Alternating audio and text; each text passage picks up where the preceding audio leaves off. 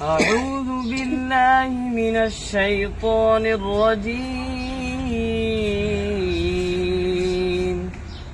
بسم الله الرحمن الرحيم. وإذ قلنا للملائكة اسجدوا لآدم فسجدوا إلا إبليس أبى فقلنا يا آدم إن هذا عدو لك ولزوجك فلا يخرجنكما من الجنة فتشقى إن لك ألا تجوع فيها ولا تعرى وأنك لا تظمأ فيها ولا تضحى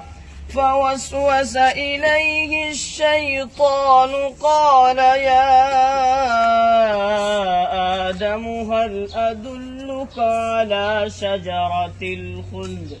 على شجرة الخلد وملك لا يبلى فأكلا منها فبدت لهما سوآتهما وطفقا يخصفان عليهما من ورق الجنة وعصى آدم ربه فغوى ثم اجتباه ربه فتاب عليه وهدى قال اهبطا منها جميعا بعضكم لبعض عدو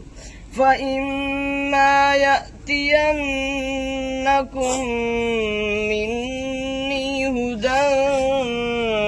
فمن اتبع هداي فلا يضل ولا يشقى ومن أعرض عن ذكري فإن له معيشة ضنكا ونحشره يوم القيامة أعمى قال رب لم حشرتني أعمى وقد كنت بصيرا قال كذلك أتتك آياتنا فنسيتها وكذلك اليوم تنسى صدق الله العظيم.